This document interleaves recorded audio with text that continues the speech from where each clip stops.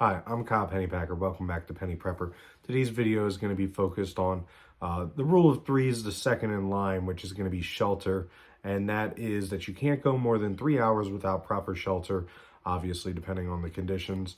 There's been times where I've been out in the woods under a tree all night while it's raining in the middle of summer and been fine. But also, there's been times where I've had my big puffy jacket on, layered up, out in the middle of a field in the middle of winter with wind whipping around and felt the effects within an hour. So, it all depends on what's going on, the temperature, the environment, and how you're insulated. Also, with that, you could have a perfect shelter that is ready for the environment, and depending, you could have an extreme one end or the other. So I live in Pennsylvania, and we just had some negative 20-degree wind chill coming through, and I had to bump up my heat to make sure I didn't have my pipes freeze. Versus in the summertime, it can get pretty hot around here, and without air conditioning, it gets pretty humid in Pennsylvania with all the trees and stuff. So again, extremes. It all depends on what you are prepared for. So when we talk about shelter, I know everybody's first thought is going to be their home, a vehicle, a tent, or maybe a cabin, some sort of shelter that you build with your own two hands, maybe using a saw or an axe. But that's not the only way that we mean shelter in this case. So I would say you start at the very bottom, work your way up to the top. The top would be something like a nuclear bunker that is going to shelter you from just about anything that anybody can throw at you. The low end starts out very basic with your clothing, your layers, and your ability to adapt to an environment. I don't like the cold, even though I live in Pennsylvania, but there's other people that might be able to walk around in 10-degree weather without a jacket on and just a t-shirt and think it's still a little hot. I'm not one of those people, but in the same token, I can walk out in the middle of the summer wearing sweatpants and a hoodie and actually probably be comfortable. I'll still sweat, but I would be comfortable. And how your body reacts to that, and also what you're wearing at that time, really depends on, how your body's going to react and how you feel and what happens to you. All right, shelter really depends on your resources. Now, that doesn't just mean the resources that you have at hand. It also means what you have here. If you're in the middle of the desert, there may not be a whole lot of physical resources available. You probably won't have a lot of trees that you can take from to build stuff.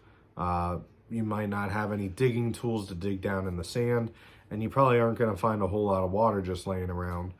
But maybe using this, you can think, oh, at least during the daytime, I'm going to try to stick to the shaded areas and try not to move around too much, and then move around when the sun's lower, and then when it gets cold out in the middle of the night, maybe try to find some rocks that are retaining heat.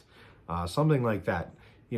When you don't have the physical resources, you have to use your mental and your skill as resources.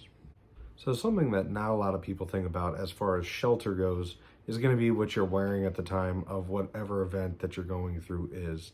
A lot of times in the wintertime, you hear of people getting stuck on the interstate and actually freezing to death, which is very unfortunate. But, the clothes that you are wearing at that time are going to be your first barrier of insulation.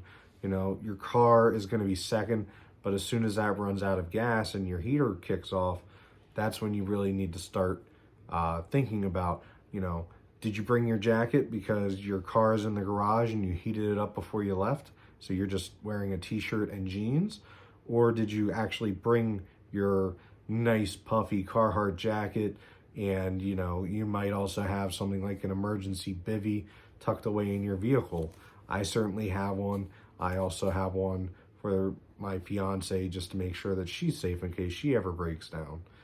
Which brings me into the next part, which is having that emergency shelter. So a lot of times you've probably seen them. They're metallic looking blankets that are they're called space blankets sometimes, but that really is something that can save your life, insulate that heat, if you ever are in a scenario where you're stuck alone, or even if, you're going to go hiking for 10 minutes and you end up getting lost and you have that in your backpack, or you bring it in your pocket. That's something that can actually save your life. And those are very simple, lightweight. Your clothes, you're already wearing them. Might as well throw an extra layer or dress in something that has insulation. All right, next is going to be tents and tarps. Typically, whenever you have a tent with, you're going camping, and then you also bring a tarp with, you can use that either as a fly, or you can use it underneath the tent to basically make sure that the moisture isn't coming right up through the tent. With tents and tarps, typically when you have them, you're going out somewhere, you're camping, you're hiking, and you're using that as shelter overnight multiple times. And with that, you really want to make sure that you get an all-season tent because those are great. You can use them in the wintertime to protect you from the cold air and the wind, but you can also use them for the summertime, and typically they have a way to remove the top layer and really vent. And I'll tell you what, nothing's better than feeling that cool summer breeze after a 20-mile hike. All right, so if you're able to, try to bring an axe, a saw, and a shovel as well. Typically, you can get the small shovels to bring with you. That'll really help out whenever you're trying to build an improvised shelter. If you don't have them, you're going to get a little dirty. Try to dig down into the dirt a little bit.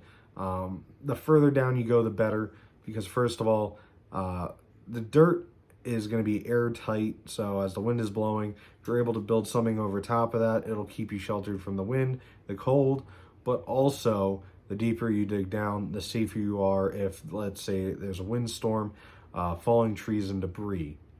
When we're talking about shelter, we're also not talking just about the dangers of debris, wind, the temperature. We're also talking about people, unfortunately. And in some sort of scenario where you do need to get out and keep yourself safe, a lot of times somebody might see your shelter and say, hey, I didn't do that. I like his, I'm going to take his. Well, something that you can do to camouflage is going to be, first of all, throwing sticks over top of it, and then also throwing leaves and any organic material that will insulate the top. That'll keep the heat in, but it'll also keep you away from prying eyes. I'm not saying, build a 20-foot mound in the middle of the woods, because somebody's going to notice that.